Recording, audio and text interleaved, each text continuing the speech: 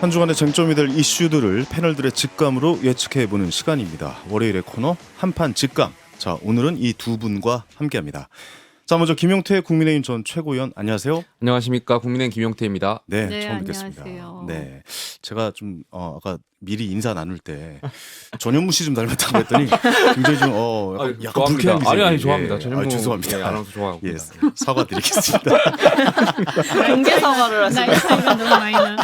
이런 얘기 다 해도 됩니까? 됩니다. 워낙 친해서 괜찮습니다. 예. 네. 자, 그리고 박성민 더불어민주당 전 최고위원도 자리해 주셨습니다. 안녕하세요. 네, 안녕하세요. 민주당 박성민입니다. 네, 반갑습니다. 오늘 이 두 분과 함께 이야기 나누도록 우리 박최근은 하겠습니다. 누구 닮았는데?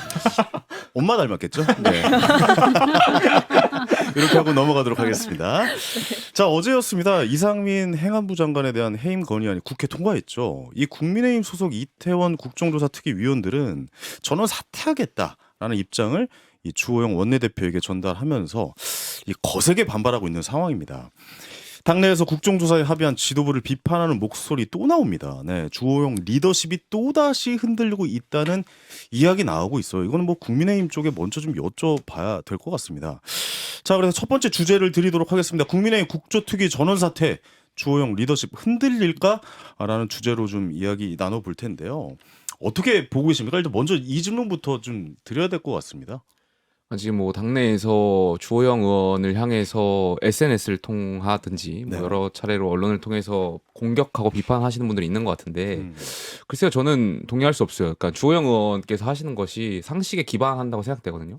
상식 안에 있다. 예, 당일 네. 국정조사가 물론 정당의 목적이 당권을 획득하고 또 이 획득한 정권을 잘 옹호하고 하는 것이 중요하겠지만 그보다 더 중요한 것이 정치인에게는 국민들의 생명과 이 건강 이런 걸 지켜내는 것 아니겠습니까? 네네. 근데 이태원 참사라는 굉장히 우리 사회에 되게 아픈 사건이 발생했었고 여기에 대해서 국회에서 당연히 국정조사를 통해서 여기에 대해서 밝혀내는 것이 네. 국회의원으로서의 책무인데 여기에 대해서 모 의원께서 또 뭐 겉멋 패션 정치라고 비판하는 것은 글쎄요, 저는 패션이라도 있어야지 정치가 안 그래요? 그러니까 오히려 혐오 정치를 하는 것보다는 패션 정치가 낫지 않겠습니까? 그리고 사실 겉멋이란 단어는 굉장히 좀 부모님이나 선생님한테 듣는 용어 아닙니까? 굉장히 조롱스럽긴 얘기죠. 겉멋 들었네. 하지 마시고 이미 예. 다 언론에 알려줬으니 장재원 부적절한- 의원이 음. 윤핵관의 핵심이라고 부적절한 장재원 의원이 그렇게 표현이죠. 이야기한 거죠. 네, 네. 부적절한 표현이라고 보시는군요. 네. 민주당 쪽에서는 어떻게 보십니까? 저는 뭐 이제 모 의원이라고 하셨지만 이제부터 실명으로 네. 장재원 의원님 같은 분은 저는 정치를 하는 거를 진지하게 다시 재고해 보셨으면 좋겠습니다. 그러니까 저는 이런 분이 정치를 하시는 거가 정말 우리나라의 불행이다라고 생각을 하는데요. 왜냐하면 지금 주호영 원내대표를 상대로 애초에 국정조사는 합의해줘선 안 될 사안이었다라고 얘기를 하셨단 말이에요. 네.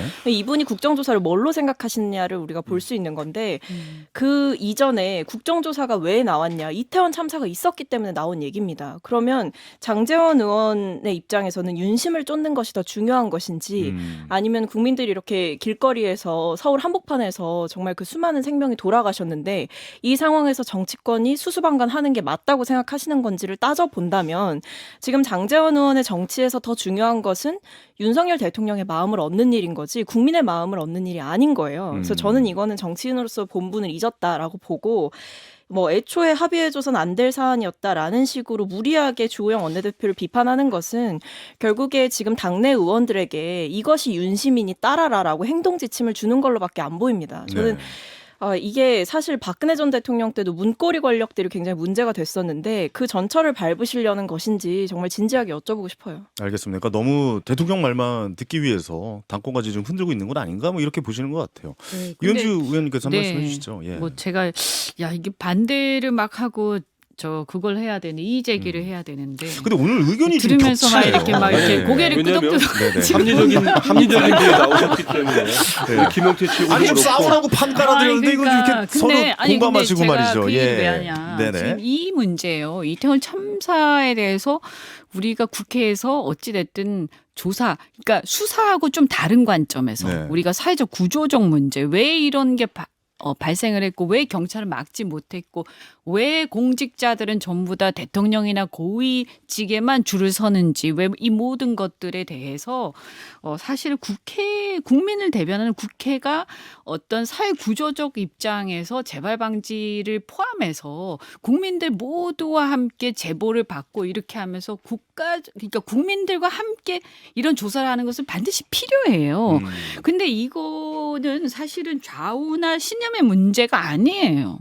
이게 우리 국민의힘의 이념이나 어떤 지향성하고 뭐가 문제가 있어요. 이거 당연히 국민의 생명과 안전 지키는 것이야말로 어떻게 보면 보수의 책무예요. 그건 당연한 얘기죠. 그래서 예. 저는 이 문제는 사실은 이게 이견이 사실 없는 게 사실 자연스러운 이견이 거고 없네요. 진짜. 다만 만약에 어떤 하나의 어떤 행동 하나하나에 대해서 막 공방은 좀 벌어질 수 있죠. 그러나 큰 틀에서 이게 다를 수 있냐. 그리고 아직까지 이제 시작했기 때문에 민주당이나 야당 쪽에서 뭐 이게 너무 심하게 정쟁화하고 있다 이렇게 얘기를 하기에는 아직 이제 시작이에요. 이제 그건 두고 봐야 되는 거고요. 네네.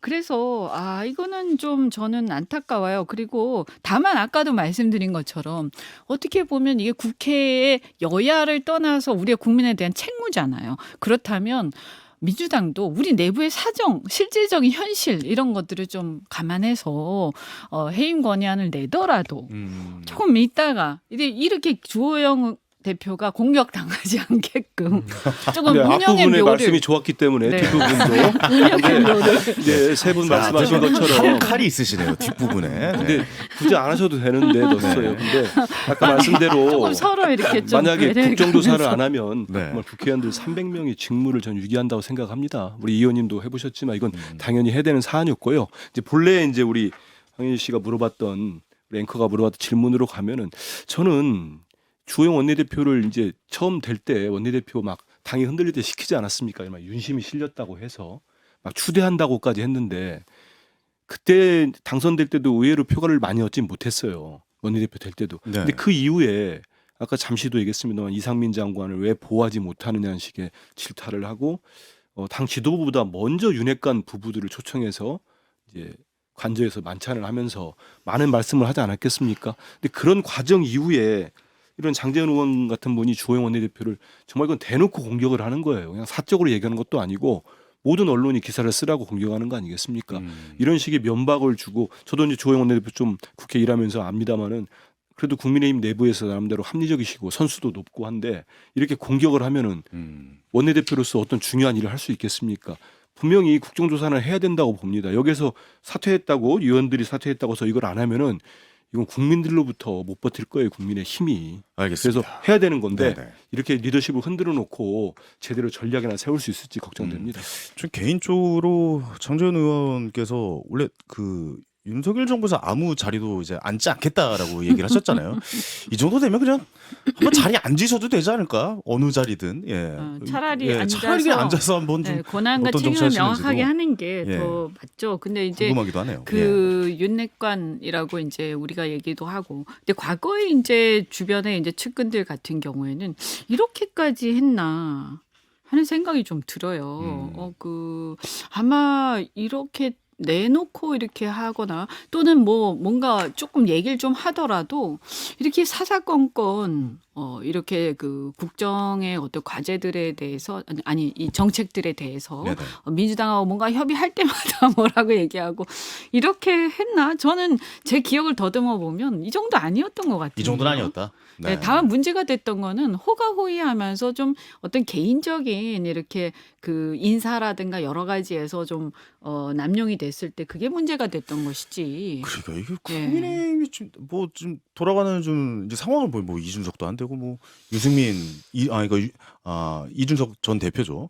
그 유승민 전 대표도 안 되고 뭐 주호영 원내대표도 안 되고 지금 어떤 분을 그 자리에 앉혀도 지금 저는 분위기가 안 좋은 것 같다는 권성 생각이 좀 전에 들어서. 권성동 예, 예. 의원도 그렇고 장재원도 그렇고 윤심이 잔뜩 실렸다고 봐요. 왜냐하면 이분들이 권성동 의원님은 체리따봉 문자 이후로 좀 사라지셨고 장재원 의원님은 이제 뭐 이렇게 여러 가지에서 이선으로 물러난다고까지 했잖아요. 그리고 네네. 한동안 조용했는데 그 말씀대로 갑자기 등장하는 거는 딱 시점을 보면 관저 만찬 이후예요. 이후에는 서슴없이 모든 걸 자기들 얘기를 하고 있거든요. 네네네. 결국 윤심은 잔뜩 실려 있고 이게 과연 국민의힘 전반적으로 좋을 건가? 알겠습니다. 그렇죠. 알겠습니다. 이제 걱정되는 게 네. 그러니까 이것이 과연 대통령한테 도움이 될까? 그리고 국민의힘에 도움이 될까? 우리나라에 도움이 될까?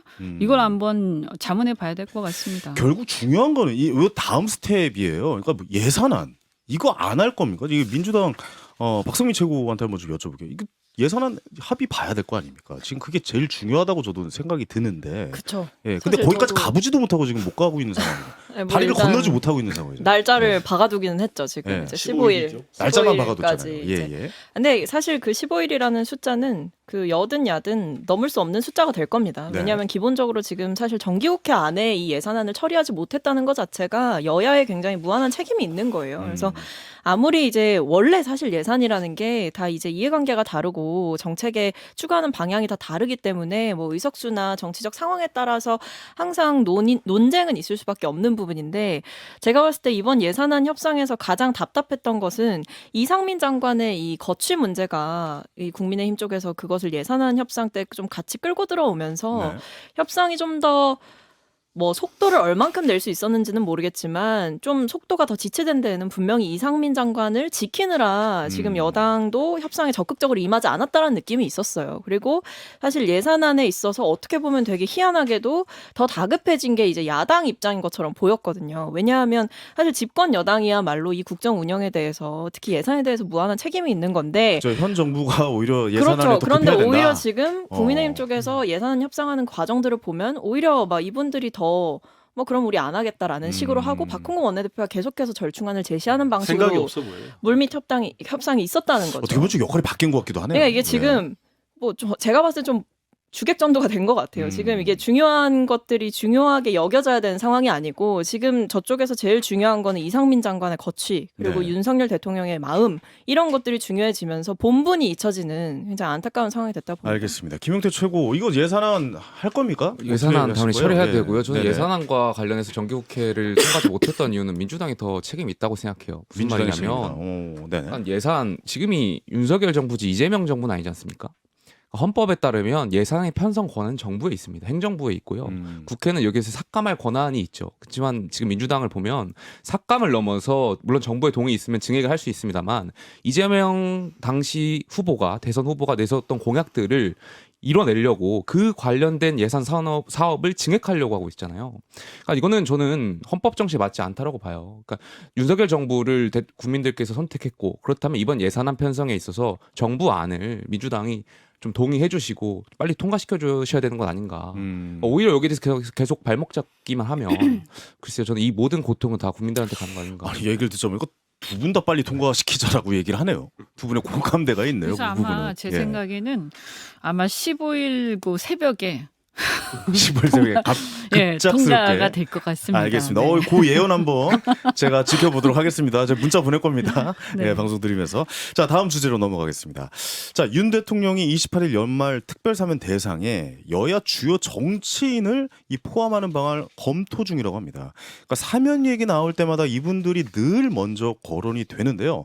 자, 두 번째 직감 주제. MB 특사 고민 중인 윤 대통령, 김병수 전 지사도 사면 복권 시킬까라는 주제로 좀 이야기 나눠보도록 하겠습니다. 여기에 대해서는 한민수 대변인께서 먼저 좀 한 말씀 해주시겠습니까? 이명박 전 대통령 건은 사면 얘기는 윤 대통령이 취임 전부터 되게 하고 싶어 했어요. 그렇죠. 이미 박근혜 보도도 전 됐고. 대통령과 같이 이야기가 많이 나왔었죠. 박근혜 전 대통령은 이제 문재인 대통령 때 했기 때문에 네네. 사안은 다른데 왜냐하면 지금 대통령 주변에 핵심들로 계시는 분들이 이른바 이명박 시절의 친이계 분들이 많아요. 아마 그렇습니까? 그런 영향을 많이 받은 것도 같고 네네. 인수위 때부터 그래서 이제 문재인 대통령께 해달라고 사실상 압박을 인수위나 뭐 대통령실 인사들이 지금 들어와 있는 분들이 압박을 했죠. 근데 결국 이제 그게 안 된 건데 하고 싶으면은 결국 윤 대통령이 취임한 다음에 하면 되는 거 아니냐 이렇게 됐었는데 그래서 의지가 강하기 때문에 제가 볼 때는 이번에 이명박 전 대통령을 할 거라고 봅니다. 보는데 네.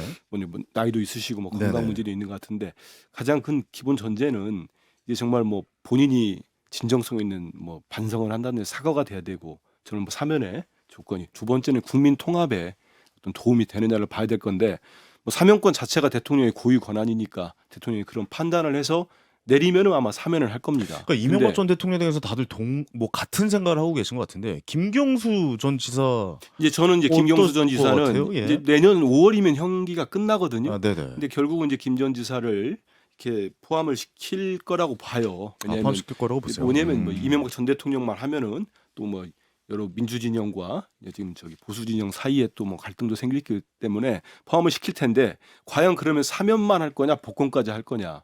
일부 보도를 보면은 이제 말 그대로 사면까지만 시킬 거라고 하는데 저는 뭐 그러지는 마시고 아, 할 거면 복권까지? 복권까지 해서 해야지. 음. 조금 없어 보이잖아요. 옹졸하잖아요. 뭐 아치하면서 이렇게 구색 맞추듯이 한 다음에 한 분은 문재인 대통령은 박근혜 전 대통령 사면 복권까지 뭐 비판이 있었습니다만 다 하지 않았습니까? 그래서 그렇게 해야 그래도 뭐 대통령이 판단하는 뭐 국민 통합이랄지 이런 뭐 목적이 다르지 이러지 알겠습니다. 않을까요? 예, 김용태 최고는 어떻게 보세요? 복권까지 해야 된다고 보십니까? 뭐 그 사면 관련해서 얘기가 나오면 늘 이명박 전 대통령과 김경수 전 지사를 세트로 거론하는데 웃기죠. 예. 이게 사면이 무슨 편의점에서 1+1으로 물건 사는 것도 아니고 그렇죠. 아침에 편의점 가보니까 콜라가 지금 1+1이던데 뭐 사면이 콜라도 아니고 그러니까 각각 대통령께서 판단을 하시겠죠. 그 권한을 각각 한민수 대변인 말씀하시는 것대로 사면에 대한 대통령의 권한은 존중되어야 되고요. 그 판단을 하시라고 국민들께서 대통령에게 5년의 임기를 정통성 임기를 드린 거잖아요. 네네.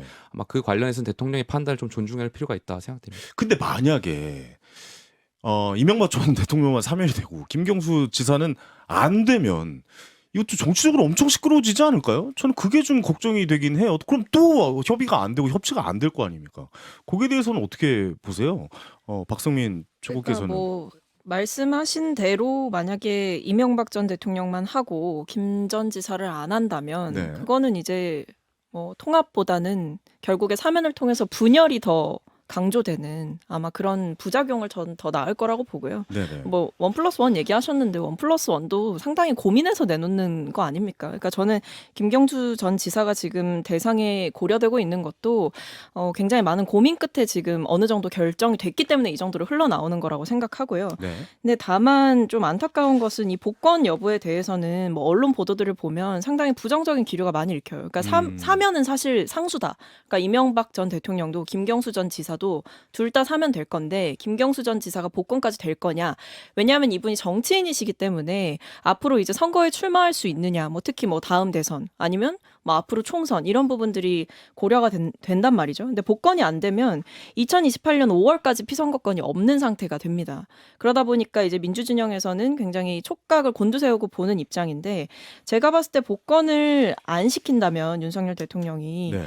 그 이유는 아무래도 가장 큰 것은 민주진영에 좀 구심점을 만들어주기 싫기 때문이 아닐까라는 생각이 들어요. 그러니까 정치적으로. 김경수 지사를 중심으로 좀 이제 많이 뭉치지 아무래도 않을까? 힘을 받을 수밖에 없어요. 신문 계열 그렇죠. 쪽에서 많이 네네. 뭉치겠다 뭐 네. 이렇게 보고 계시는 거군요. 네, 그래서 사실 그럴 물론 여지를 뭐- 주지 않겠다. 네, 어. 저는 그런 정치적인 효과를 부여하지 않을 생각을 할 거라고 보고요. 그리고 뭐 정치적인 것을 계산하기 이전에 대통령이 과연 그렇게 통 크게 이 권한을 사용할 수 있는 사람인가라는 고민도 사실은 합니다. 근데 알겠습니다. 오히려 그렇게 정치적인 계산을 한다면 저는 정치적인 전략적인 계산 안 하실 거라 보는데 한다면은 복권 시키는 게 더 민주당이 분열을 초래하는 거 아니겠어요? 그러니까 이게 그러니까 이게 계산이 정치인의 문법인데 그러니까 윤석열 저는 대통령은 그래서 정치인이 아니잖아요. 이게 문제예요. 항상 우리가 여기서 정치인이라면 이렇지 않을까라고 고민하지만 윤석열 대통령은 정치인이 아니기 때문에 상당히 감정적인 판단도 많이 보이고 아니면 정말 법적인 틀 안에서 하는 판단도 많이 보이다 보니까 저는 이번에 복권까지 해야 된다는 여론이 있음에도 복권을 안 시킬 가능성이 높다고 생각합니다. 근데 저는 네. 이런 걸 매번 이런 걸 보면서 대통령이 뭔데 사면권을 이렇게 막 쓰나? 근본적인 이제 근본적인 문제를 제기해 주. 왜 우리가 지금 이렇게 나라님이 제발 하명해 네. 주세요. 뭐 이런 거 지금 얘기하고 있나? 참 아직도 대한민국이 네. 마치 전제 군주 국가도 아닌데. 아니 이은주 의원님 그럼 어떻게 생각하세요? 이 사면권 자체를 없애야 된다고 보세요? 저는 없애야 된다고 생각합니다. 이제는 더 이상 하지 네, 말아야 없애야 된다. 된다고 생각하고요. 네네. 다만 뭐냐면 그리고 이 수사를 할 때도요. 너무 막 정치권에서 어떤 마치 픽해서 하듯이 누구 어떻게 하고 그다음에 누구 수사하면 이 사람과 관련해서 정치적 운명이 그다음에 정당의 운명이 어떻게 될 것인가 막 이러면서 마치 수사와 사면과 이런 것들이 정당의 운명을 결정하는 것 같고 그렇게 되면 결과적으로 뭡니까? 누구의 어떤 이 손바닥 위에서 노는 것 같잖아요, 정치가. 네, 네. 이렇게 돼서는 안 되지 않냐. 음. 근본적으로. 그래서 이 국민통합 이런 것도 좋은데요. 사실 국민통합 애초에 사실은 뭐 이 여러 지금 정치인들에 대해서 저는 지나치게 이게 막 어떤 분위기와 이런 데 휩쓸려 가지고 형량이 너무 무겁게 된다든지 혹은 너무 가볍게 된다든지 이런 것도 좀 문제지 않냐. 저는 너무 지나치게 사법의 영역들이 정치를 좌우하고 있는 것 같아요. 알겠습니다. 이 근본적인 문제를 제기했을 줄은 생각을 못 하고 있었는데. 근데 네. 상당히 공감만 부는 분도 그러니까요. 있습니다. 왜냐하면 예, 예. 지금 완전히 대통령부터 이제 검찰 출신이다 보니까 우리 정치가 사법에 너무 넘어가 있는 게 많이 있어요. 수사도 그렇고 지금 뭐 너무 많은 수사들과 또 특히 편향돼 있는 그런 지적 안 할 수 없는 분들이 좀 있습니다. 네네. 이거는 좀 지켜봐야 될 문제인 것 같습니다. 어떻게 과연 나올지 한번 좀 지켜보는 걸로 마무리 짓도록 하겠습니다. 자, 끝으로 이 문제 좀 짚고 넘어가야 될 것 같아요. 이 화물연대가 지난 9일 파업 16일 만에 업무에 복귀를 했죠. 네.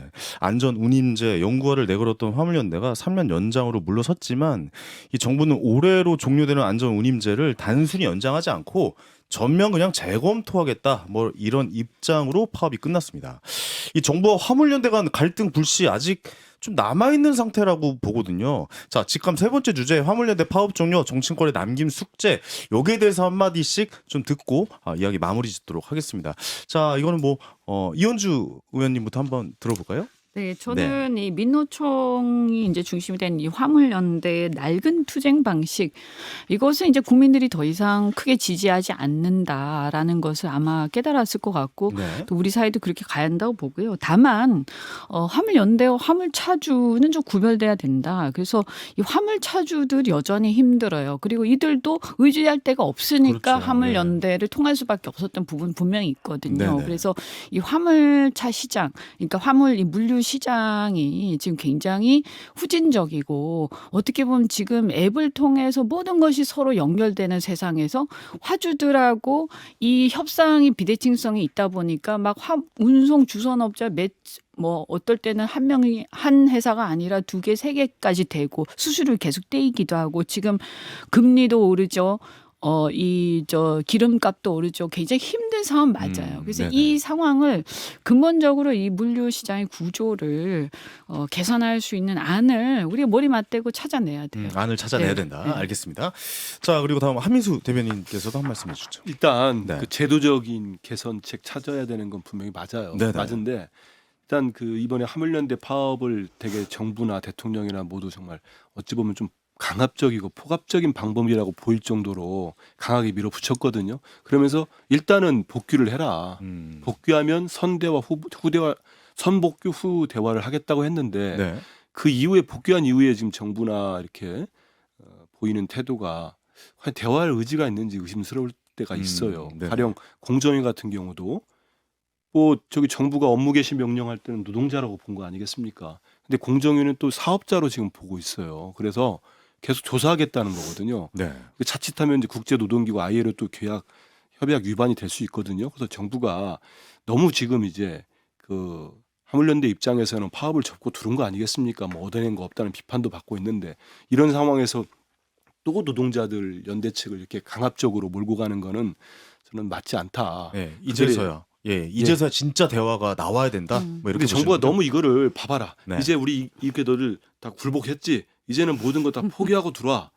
우리가 이제- 이겼어 이런 자세라고 그렇죠. 보시는 그렇게 오만하게 거군요. 예. 보이고요. 그러니까 아니 알겠습니다. 화물연대 네. 노동자는 우리 국민 아닙니까? 그렇죠. 대통령이라는 네. 자리는 결코 편가르는 자리 아닙니다. 알겠습니다. 자, 김용태 최고님. 정책적으로 그 운임제, 안전운임제가 갖고 있는 본연의 근거를 좀 더 확인해야 되지 않을까 싶어요. 그러니까 결과적으로 이것이 정말 더 안전해지는데, 그러니까 과적이나 과속, 사망 사고, 교통사고 건수가 줄어드는지에 대해서 데이터가 너무 부족했었잖아요. 이 기회를 좀 늘려서 확인해야 될 것 같습니다. 알겠습니다. 자, 박성윤 최고도 한 말씀 해주세요. 저는 정치권의 약속, 그러니까 정치인들이 하는 말의 의미가 너무 사라졌던 사안이었다고 생각합니다. 왜냐하면 파업이 있기 전에 이미 한 차례 6월에 파업을 했고 그 다음에 사회적 합의가 있었음에도 불구하고 정부가 아무 노력도 하지 않았다는 거. 네. 그러고 나서 사실 선복귀 후 대화를 얘기했지만 또는 안전운임제 3년 연장을 얘기했지만 막상 그 안을 다 받아들이고 나니 돌아오는 건 더 강한 강경책뿐이었다라는 점에서 정치권의 말이나 이런 약속들이 참 휴지 조각처럼 사라지는 안타까운 경험을 했던 것 같습니다. 네. 네. 이제 또 뭐 합의된 지 얼마 안 됐잖아요. 대화가 되지 않을까요? 이렇게 그냥 넘어간다고요? 대화해야죠. 이렇게 물러나야 넘어가면 된다고 봅니다. 이건 예. 뭐 그러면 아무 해결도 안 된 거죠. 아 그럼 또 이런 일 또 생길 거 아닙니까? 계속 이게 생기죠. 해결되는데. 정말 계속. 전향적인 자세를 아. 보일 필요가 있어요. 그렇습니다. 문제죠. 그렇습니다. 자, 한판 직과 오늘 여기까지 듣도록 하겠습니다. 더 이야기 나누고 싶은데 시간이 허락해 주지 않습니다. 자, 김용태 국민의힘 전 최고위원 그리고 박성민 더불어민주당 전 최고위원이었습니다. 감사합니다. 감사합니다. 고맙습니다. 좋아요, 구독. 알림 설정.